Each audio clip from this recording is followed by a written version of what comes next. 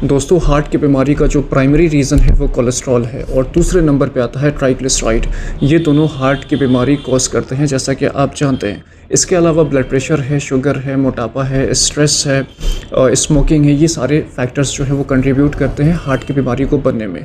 लेकिन सबसे इम्पॉर्टेंट चीज़ ये है कि कोलेस्ट्रॉल जो है वो कितना ज़्यादा कंट्रीब्यूट करता है, कितना ख़तरनाक हो सकता है, किस तरीके से हम इसको कम कर सकते हैं, क्या सोर्सेज हैं और आर्टिफिशियली कैसे कोलेस्ट्रॉल को कम किया जा सकता है, ये सब कुछ मैं आपको बताऊंगा। Because primary reason is cholesterol and triglyceride which contributes in your heart attack and cardiovascular diseases. सबसे इंपॉर्टेंट चीज़, स्टैटिस्टिकली अगर आप बात करो तो इंडिया के अंदर 1/3 population is been diagnosed as cardiovascular disease. और अगर मैं आपको बताऊं कि अगर इंडिया के अंदर 1 करोड़ डेथ्स होते हैं तो 35 लाख 35 लैक्स जो डेथ है वो हार्ट की बीमारियों से होता है, और ये एक बहुत बड़ा इनॉर्मस नंबर है। तो ये अब इससे इम्पोर्टेंस ये पता चलता है कि कितना ज़्यादा इम्पॉर्टेंट हो जाता है कि हार्ट के बारे में अवेयरनेस होना। बिकॉज आप जानते हो कि heart attack all of a sudden आता है। कई बार हार्ट अटैक इतना मैसिव होता है कि पेशेंट को इतना टाइम नहीं होता है कि हॉस्पिटल पहुंचे और उसको रेस्क्यू किया जा सके। तो precaution is better than cure. तो इट्स वेरी इंपॉर्टेंट कि जो हार्ट अटैक बनाने वाली चीज़ें हैं उसको पहले से हम लोग कंट्रोल कर लें, उसके बारे में एजुकेट हो जाए, तो उससे बहुत ज़्यादा इंपॉर्टेंट होती है। दूसरा मैं आपको बताऊँ फ्रेंड्स के कोलेस्ट्रॉल जो है वो हार्ट के ट्यूब्स में, थोड़ा सा देसी लैंग्वेज में, हार्ट के ट्यूब्स में जम जाता है, जिसकी वजह से ब्लॉकेज होती है और यही ब्लॉकेज कल को हार्ट अटैक या एंजाइना बनाता है फ्रेंड्स। अच्छा, मैं एक चीज़ आपको बताऊं कि जैसे शुगर बॉडी के लिए बहुत ज़्यादा इंपॉर्टेंट है, कोलेस्ट्रॉल भी इंपॉर्टेंट है। अगर शुगर आपकी बॉडी का ज़ीरो हो जाए, डेथ हो सकती है। लाइकली कोलेस्ट्रॉल को भी बिल्कुल ज़ीरो नहीं किया जा सकता है। कोलेस्ट्रॉल का कुछ फंक्शंस भी है हमारे बॉडी में, जैसे सेल वॉल मेकिंग में कोलेस्ट्रॉल हेल्प करता है, कुछ हार्मोन्स को बनाने में कोलेस्ट्रॉल नेचुरली हेल्प करता है। तो ये एक बहुत इंपॉर्टेंट चीज़ है फ्रेंड्स। अच्छा, अगर वैल्यूज़ की बात करें कि कोलेस्ट्रॉल की क्या नॉर्मल वैल्यूज़ होती है, देखो आइडियली जो है कैटेगरी 130 से 200 कोलेस्ट्रॉल को नॉर्मल माना जाता है। लेकिन इसमें कुछ मैं टर्म्स एंड कंडीशंस पर्सनली मैं बोलता हूँ कि अगर देखो आप इसको आइडियली कोशिश करो 130 से नीचे रखने का। अगर 130 से आप नीचे रखते हो तो जो कोलेस्ट्रॉल 130 से नीचे रहेगा तो जो हार्ट की बीमारी बन गई है उसका रिवर्सल होगा, मतलब ब्लॉकेजेस रिवर्स होने लग जाएंगे। This has been proved now कि ब्लॉकेज जो हो गया है वो ग्रेजुअली एंड स्लोली वो रिवर्स होने लग जाएगा। अगर 150 पे आप मेंटेन करते हो तो ब्लॉकेज आपका बढ़ेगा नहीं, लेकिन घटेगा भी नहीं, लेकिन बढ़ेगा भी नहीं। अगर 150 पे आप रखते हो, अगर 150 से ज़्यादा कोलेस्ट्रॉल आपका होता है फ्रेंड्स तो ब्लॉकेज बढ़ने लग जाएगा एंड लेटर देर सवेर आपको हार्ट अटैक का कैंडिडेट ये बना सकता है। तो 150 से तो ऊपर आप कोलेस्ट्रॉल को लेकर नहीं जा सकते हो। 130 से नीचे रखते हैं, that is very good and very fine. 130 और 50 के बीच में आप रखते हो तो ब्लॉकेज आपका बढ़ता नहीं है, लेकिन घटता भी नहीं है। और अगर 130 से नीचे रहेगा तो ब्लॉकेज घटने लगता है। तो दिस इज़ वेरी इंपॉर्टेंट।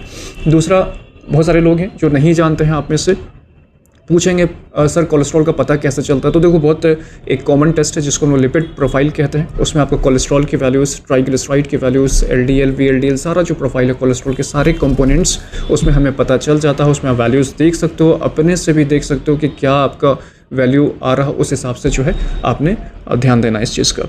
अब next question is cholesterol ideally sources क्या हैं कोलेस्ट्रॉल के।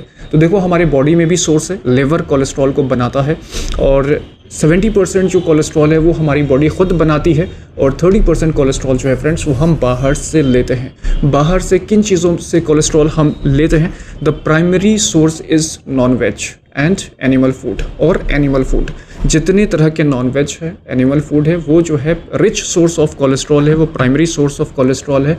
अब जब मैं एनिमल फूड की बात कर रहा हूँ तो इसमें दूध भी आ जाता है, और दूध से जितने प्रोडक्ट्स बनते हैं उसको हम लोग डेयरी प्रोडक्ट्स कहते हैं। तो उसमें जितनी भी चीज़ें हैं वो सारे कोलेस्ट्रॉल रिच होते हैं फ्रेंड्स। उसमें आपका मक्खन हो गया, दही हो गया, दूध हो गया, ये सारे जो है कोलेस्ट्रॉल रिच होता है।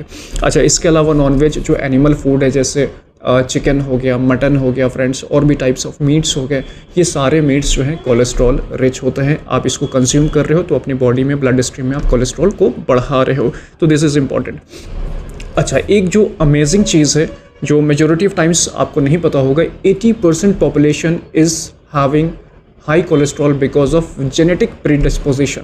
जेनेटिक प्रीडिस्पोजिशन इसमें क्या होता है? इसमें ये होता है कि जेनेटिकली कुछ लोगों में कोलेस्ट्रॉल बढ़ने लगता है। अच्छा, कैसे, क्यों? क्योंकि देखो, लिवर हमारा कोलेस्ट्रॉल बनाता है, और कुछ लोगों में ऐसी टेंडेंसी होती है कि लीवर बहुत ज़्यादा कोलेस्ट्रॉल बना रहा। तो अब देखो, जब कोलेस्ट्रॉल लीवर बहुत ज़्यादा बनाएगा तो ये भी ब्लॉकेज कॉज कर सकता है, ये भी हार्ट अटैक बना सकता है। एक छोटा सा एग्जांपल मैं आपको दूंगा ताकि आप समझ सको बहुत शॉर्ट में। 18 साल का एक लड़का है जिसका कोलेस्ट्रॉल इतना ज़्यादा शूट कर गया, उसको हार्ट अटैक आता है, उसका बाईपास सर्जरी भी हो चुका होता है, उसके बाद भी उसका कोलेस्ट्रॉल जो है रेज्ड कर रहा होता है। तो पता ये चला उसका कि उसको जेनेटिकली प्रीडिस्पोजिशन है, जिसकी वजह से लिवर जो है बहुत ही ज़्यादा कोलेस्ट्रॉल उसके केस में बना रहा। ऑल्दो इट्स रेयर, लेकिन ऐसा कभी होता है। तो ऐसे केस में फिर आर्टिफिशियली कोलेस्ट्रॉल को रिड्यूस करना पड़ता है, and that is very important, because अगर कोलेस्ट्रॉल बढ़ के रहेगा तो उसकी सारी सर्जरी और स्टेंटिंग सब फेल कर जाएंगी, फिर से वही दिक्कत, उसको हार्ट अटैक हो सकता है। तो ये एक जेनेटिक पैटर्न भी दिखता है। अच्छा, जेनेटिक पैटर्न जब होता है तो उसके लिए फिर हम लोग मेडिकेशन प्लान करते हैं, आर्टिफिशियली मेडिकेशंस एडवाइस करते हैं। आज बहुत ज़्यादा मेडिसिन्स अवेलेबल है, लाइन ऑफ मेडिकेशन बहुत ज़्यादा एडवांस्ड हो गई है। हमारे पास स्टैटिन्स होती हैं, एसिटामिन्स होती हैं, बेम्पेनोइक एसिड्स होता है। तो ये सारी जो कैटेगरी और ग्रुप्स ऑफ मेडिसिन है, ये कोलेस्ट्रॉल को जो है कंट्रोल करती है आर्टिफिशियली। और अब तो आप देखो कि और ज़्यादा एडवांसमेंट हो गया है, कुछ इंजेक्शंस भी आ गए हैं जिससे हम कोलेस्ट्रॉल कम कर सकते हैं। जैसे रिपैथा है, एक इंजेक्शन है जिससे कोलेस्ट्रॉल को हम लोग लोअर कर सकते हैं। तो ये बहुत इंपॉर्टेंट चीज़ है। अच्छा, दूसरा मैं एक चीज़ बताऊं कि देखो, कोलेस्ट्रॉल और ट्राइग्लिसराइड ये दोनों मिलके जो है ब्लॉकेजेस बनाते हैं आपके हार्ट के वेसल्स में, जो हार्ट अटैक बनाता है। अच्छा, ये दोनों ही बहुत ज़्यादा समझो कि आपके लिए नुकसानदेह है, दोनों ही बहुत इंपॉर्टेंट है, दोनों पे नज़र रखना।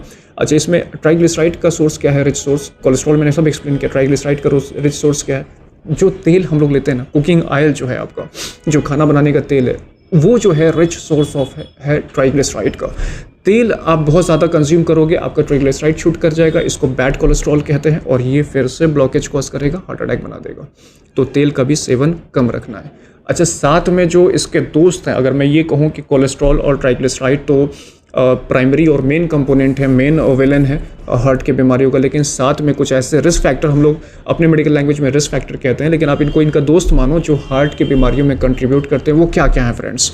वो है आपका high blood pressure, high sugar, मोटापा, स्मोकिंग है ना, स्ट्रेस, और पान जर्दा हो गया, टोबैको हो गया। ये सारे अगर आपके अंदर हैबिट्स हैं इन चीज़ों का, तो देखो, these are been called as risk factors in case of cardiovascular diseases. ये रिस्क फैक्टर्स हैं, ये आपके हार्ट की बीमारियों को बनाने में कंट्रीब्यूट करते हैं। मैं समझता हूँ कि मैंने शॉर्ट में आपको बहुत फास्ट कोलेस्ट्रॉल और ट्राइग्लिसराइड को एक्सपोज किया, आपके सामने आपको बताया कि देखो, इसको जो है आप स्क्रीन करो। अच्छा, आखिरी बात मैं ये कहना चाहूँगा, देखो, आप जितने भी 30s के लड़के लड़कियाँ हैं, आप तो ये सोचते हो कि सर मुझसे तो बीमारी बहुत दूर है, मुझे तो कोई प्रॉब्लम नहीं है, मैं तो टेंशन लेने की ज़रूरत नहीं। लेकिन मैं आपको रिकमेंड करूँगा उस एज ग्रुप को कि आप स्क्रीन ज़रूर कराओ। Screening is very important because youngsters are getting been diagnosed with cardiovascular diseases.